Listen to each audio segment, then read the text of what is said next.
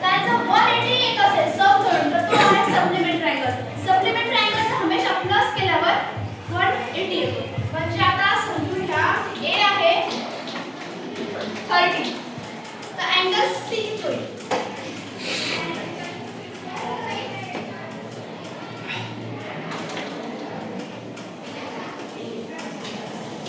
Angle A 30 आहे तर C किती होईल? आता साइन दोघांचा प्लस असतो 180. 180 मायनस 30 करा.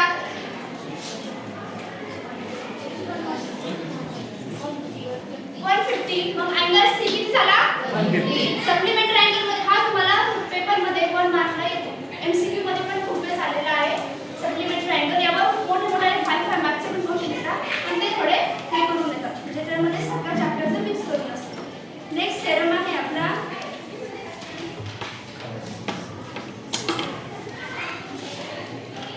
इन्स्क्राइब अँगल.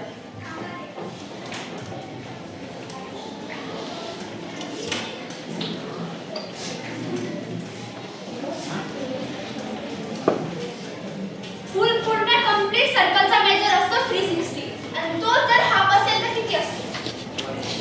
180. आणि 180 मध्ये जर कुठला अँगल बनत असेल हा वर्टिकल अँगल तो हा मायनर आर्कचा हाफ असतो. पहिले आपण बघितलं पहिल्याच्या थेरममध्ये सेंटर अँगल हा मायनर अँगलचा इक्वल असतो. यामध्ये इन्स्क्राइब अँगल हा मायनर आर्कचा हाफ असतो. जर इन्स्क्राइब अँगल हा 30 असेल तर मायनर आर्क किती?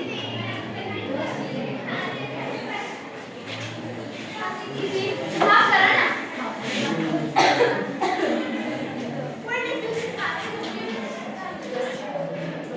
50 राईट.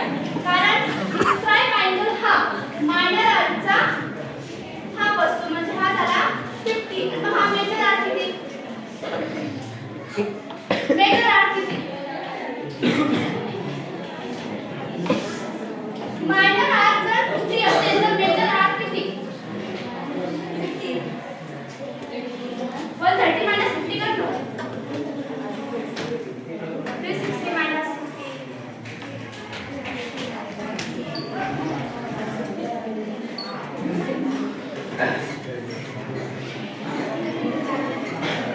अरे साधा सबस्क्राइब करा ना. 160 minus 50. अरे 360 minus 50 करा ना.